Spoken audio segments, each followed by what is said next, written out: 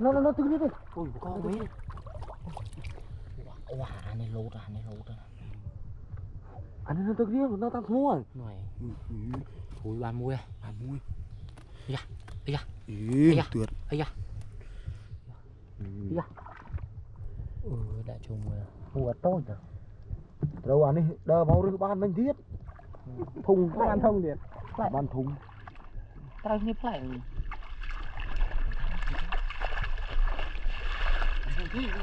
Vì đâu tao làm mua mua. Ban này, bán này.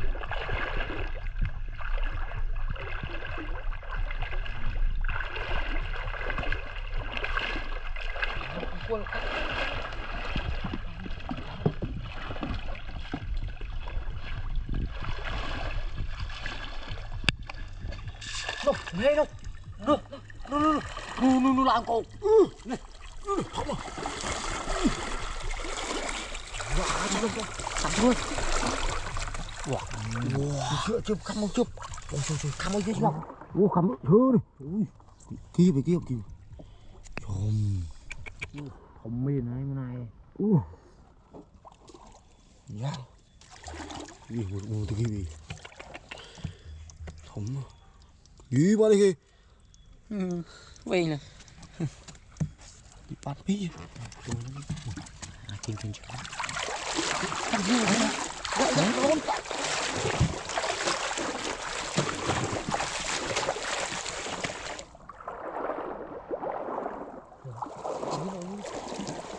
Không biết tên là đâu tạm Chăng.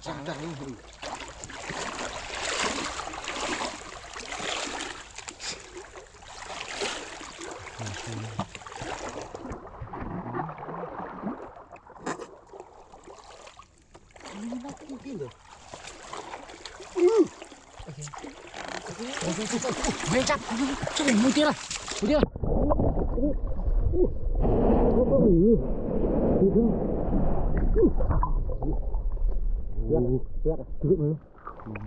Wow, không.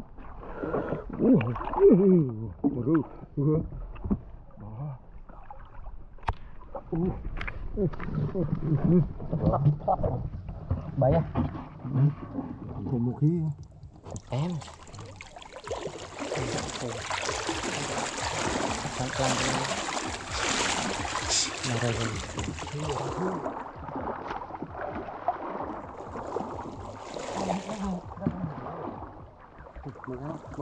Tôi khô cái đó nào đi. Nó tôi còn tôi khô rồi.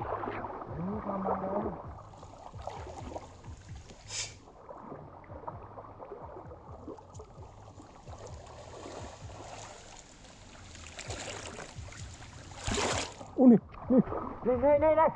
Đây, cameraman khơi. Ôi mà. Nè.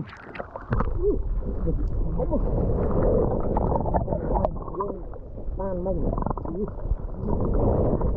Việc việc không. Tôm. Ui nó lên đây đi. Pi. Rồi nay của tôi mê. Qua vay kia. Rồi mà mưa na xem na chăng rồi. Ủa anh ấy côn gì? Mới côn mưa thôi chứ. Không như thế.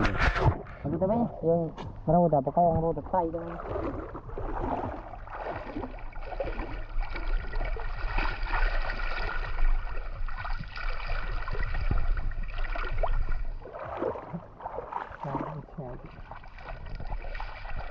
Mình lâu luôn không?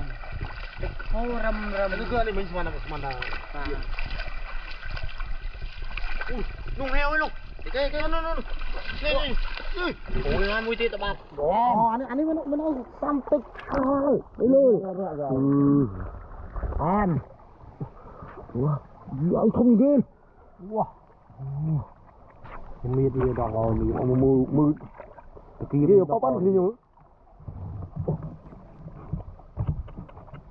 Wow, em không một cái. Bạn pram mà mùi tập bạch, bạn pram đã bà đấy.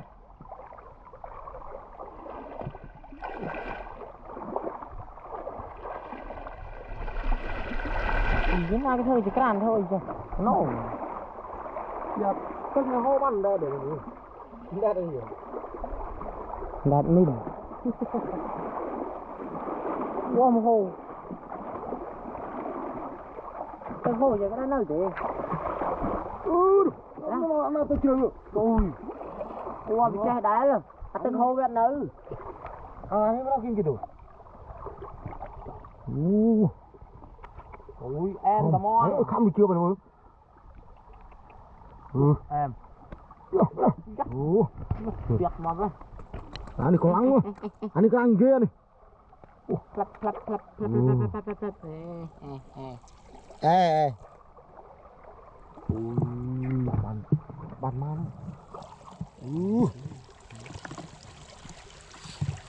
Không ra.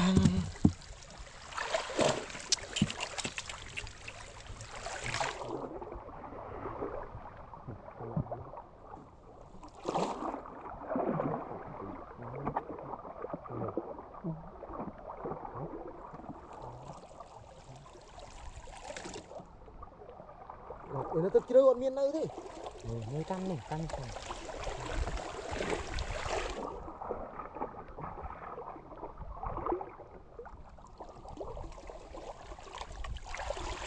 nó tăng gram như thế bỏ nó tăng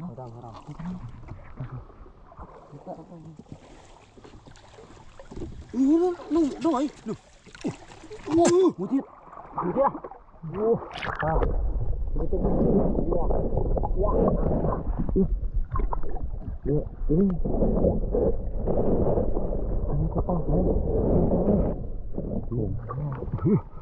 Ui, không được cái à. em mình tiền Anh mình đâu có lợi chứ rồi này. đây lại chèo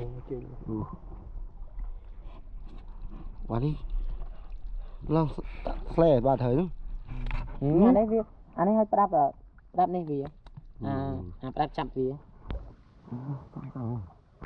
đáp vitamin ấy màu tum với thì sập thì mồm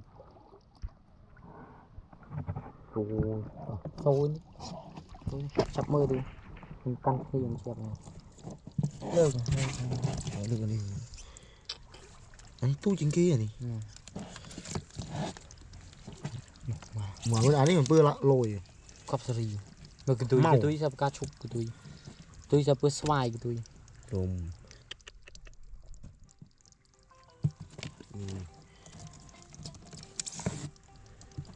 em mình tiền Anh ấy bị kịp tôi thông. Tôi chưa có thôi